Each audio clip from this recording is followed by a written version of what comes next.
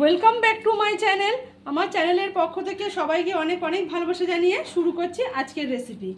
আজকে তৈরি করব কচুর লতি। লতিগুলো কিন্তু এভাবে কেটে নিয়েছি, একদম ধুয়ে পরিষ্কার করে নিয়েছি। তো এই কচুর লতি আজকে আমি ভাজা করব। তো কিভাবে করি সেটাই প্রথম থেকে শেষ পর্যন্ত দেখুন, আর প্লিজ চ্যানেলটা সাবস্ক্রাইব করুন, লাইক শেয়ার কমেন্ট করে পাশে থাকবেন। লতি কিন্তু আমি সেদ্ধ করব না, সেদ্ধ না করেই রান্না করব, কিন্তু একটুও গলা চুলকাবে না। তো চলুন রান্নাটা শুরু করি। কড়াইতে দিয়ে দিচ্ছি সর্ষের তেল।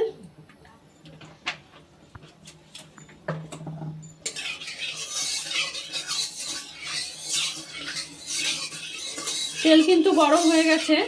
এবার ফোড়নে দিয়ে দেবো কালো জিরে আর চেরা কাঁচা লঙ্কা। এই যে রেখেছিলাম, সবার প্রথমে কালো জিরেটা দিচ্ছি।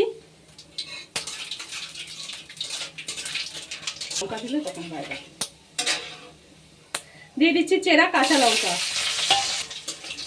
কাঁচা লঙ্কা কালো জিরে দিয়ে একটু তেলের মধ্যে নাড়াচাড়া করে নিয়েছি। এবার দিয়ে দেবো ধুয়ে পরিষ্কার করা জল ঝরানো লতি।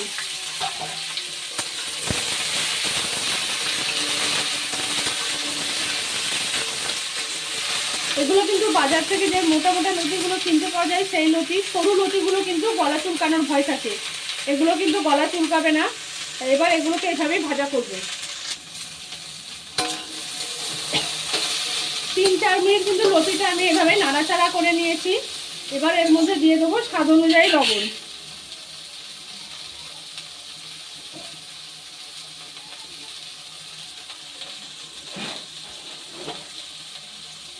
হলুদ গুঁড়ো,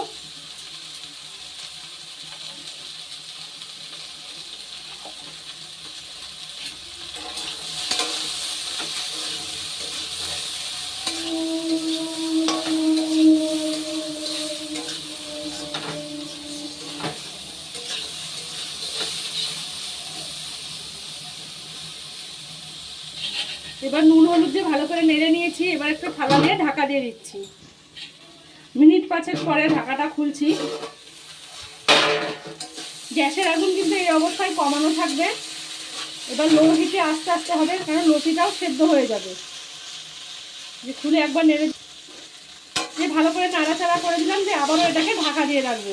এভাবে মাঝে মাঝে ঢাকা দিয়ে দিয়ে মাঝে মাঝে ঢাকা দেবো, দিয়ে মাঝে মাঝে খুলে দিয়ে নেড়ে দেবো, দিয়ে এইভাবে কিন্তু এটাকে লতিটা সম্পূর্ণ সেদ্ধ হয়ে যাবে। দেখুন লতিটা কিন্তু সেদ্ধ হয়ে গেছে সম্পূর্ণ। আমি আপনাদের দেখিয়ে দিচ্ছি। এই দেখুন, দেখতে পাচ্ছেন লতি কিন্তু সম্পূর্ণ গলে গেছে। এই দেখুন, সব কটা লতি কিন্তু এই গলে গেছে। এভাবে ঢাকা চাপা দিয়ে রান্না করলে কিন্তু সেদ্ধও হয়ে যাবে, আর আলাদা করে সেদ্ধ করার প্রয়োজন পড়বে না। এবার এর মধ্যে দিয়ে দেবো অল্প একটু চিনি।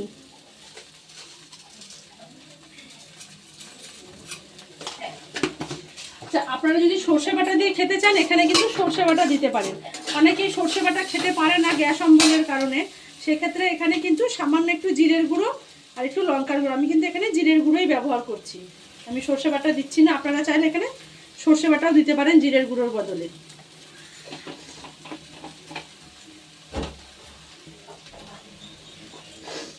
আর দিয়ে দেবো ঝালের জন্য সামান্য একটু লঙ্কার গুঁড়ো। এটা অপশনাল, যদি পছন্দ না করেন দেবেন না, বাস এইটুকুই দেবো। এটাকে খুব ভালোভাবে লতির সাথে মিশিয়ে নেব।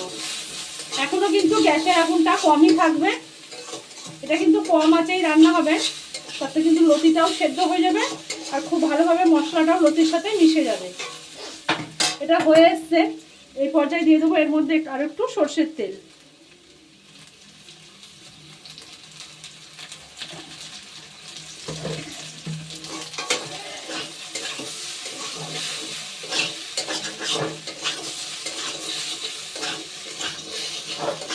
তেলটা কিন্তু আপনারা আপনাদের স্বাদ অনুযায়ী বা পছন্দ অনুযায়ী কম বেশি করে নেবেন। যতটা তেল খেতে পছন্দ করেন, অনেকে আছে তেল একটু বেশি পছন্দ করেন, অনেকে আবার তেল পছন্দ করেন কম, সেই নিজেদের পছন্দ মতন তেলের ব্যবহার করবেন। সব ভালোভাবে মিশিয়ে দিয়েছি। এবার এটাকে আরও 5 মিনিট ঢাকা দিয়ে রাখবো। দেখুন লতিটা কিন্তু আমার সম্পূর্ণ রান্না করা হয়ে গেছে। এবার আমি গ্যাসটা বন্ধ করে দিচ্ছি। তৈরি হয়ে গেছে আমার লতি ভাজার রেসিপি। তো একবার এইভাবে লতি ভাজা করে খেয়ে দেখুন, আর অবশ্যই চ্যানেলটা সাবস্ক্রাইব করুন। গরম গরম ভাতের সাথে কিন্তু খেতে খুবই ভালো লাগে। যারা নিরামিষ খান, অথচ সর্ষে খেতে পারেন না, তারা কিন্তু এইভাবেই করে খাবেন। আর প্লিজ কমেন্ট করে জানাবেন কেমন হয়েছে।